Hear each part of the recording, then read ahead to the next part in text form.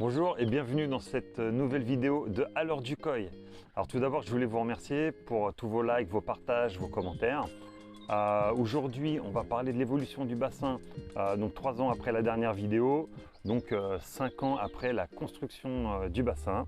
On va parler de l'évolution des plantes dans le bassin, de la filtration et bien sûr des koi.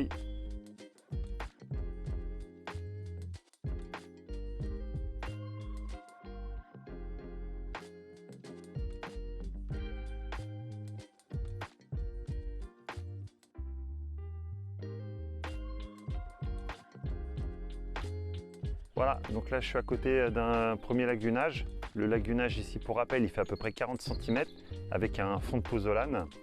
Là on va retrouver de l'iris. Il y a un deuxième lac dunage de l'autre côté du bassin sur le même principe où j'ai 2 pieds de nénuphar.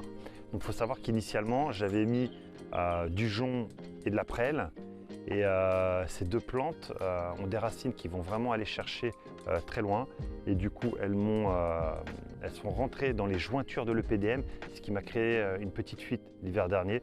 Donc il a fallu tout sortir. J'en ai profité pour nettoyer les lacs dunage, réparer l'EPDM pour ensuite replanter. Donc j'ai gardé que les iris, les nénuphars et cette petite plante là, voilà, qui court sur l'eau.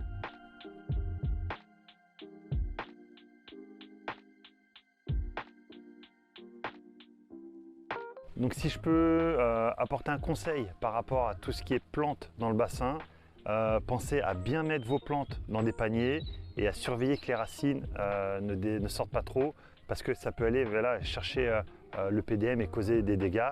Et pareil, donc, quand vous faites vos jointures de PDM, pensez à bien confirmer les joints, peut-être des fois recoller une bande sur le joint et reconfirmer avec des joints de silicone exprès.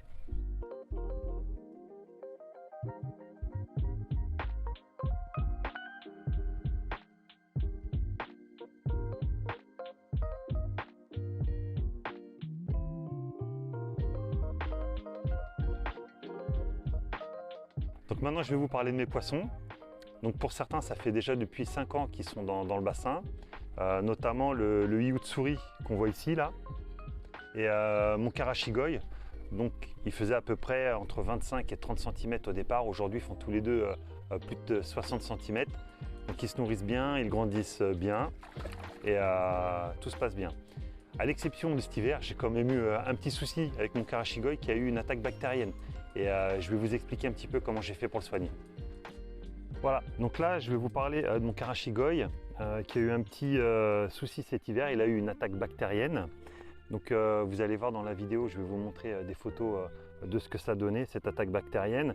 Donc je me suis beaucoup renseigné sur comment le soigner. Donc il faut savoir qu'on peut faire des pansements aux poissons.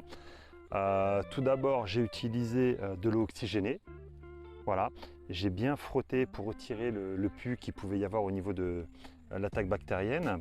Donc tout d'abord aussi, pour éviter que le poisson soit trop agité, qu'il soit trop stressé, on l'endort. Donc j'ai acheté ce produit, voilà, qui permet au poisson d'être anesthésié, on va dire, de s'endormir. Donc c'est un peu impressionnant parce que quand on a un poisson comme ça qui fait 60 cm et qui se retrouve sur le dos, c'est toujours impressionnant, mais il faut savoir que voilà, si on dose bien le produit, c'est vraiment sans risque.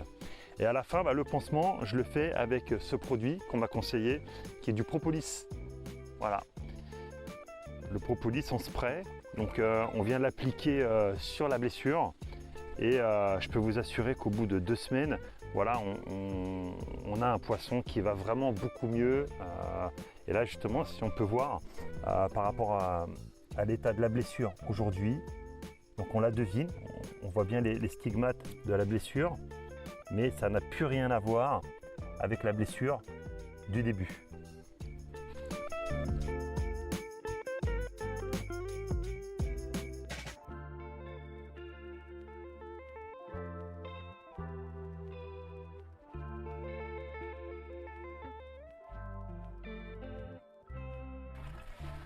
Donc nous voici dans le local de filtration que je vous ai déjà présenté dans d'autres vidéos. Le local n'a pas subi de transformation depuis. On est toujours avec mon filtre multichambre, avec le tapis japonais et les brosses avec un UV à l'intérieur et le filtre à tambour au début. Donc au niveau du filtre à tambour, c'est un filtro. Moi, je pense qu'avec le recul, si je devais changer quelque chose, je pense que j'aurais surdimensionné un peu plus mon filtre à tambour parce qu'il fait quand même beaucoup de rinçage et je pense qu'il est un tout petit peu sous-dimensionné. Voilà.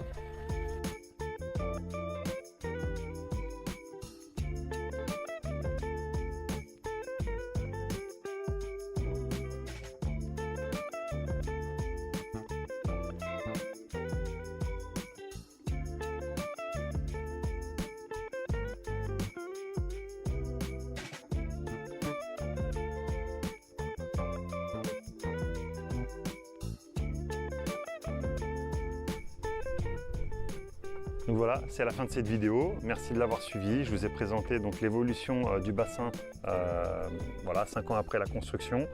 La prochaine fois, je vous parlerai plus d'un autre sujet qui me passionne, qui est la reproduction des koi dans ce bassin. Ça fait depuis 3 ans qu'ils pondent, que je récupère les œufs et que je fais grandir les petits poissons.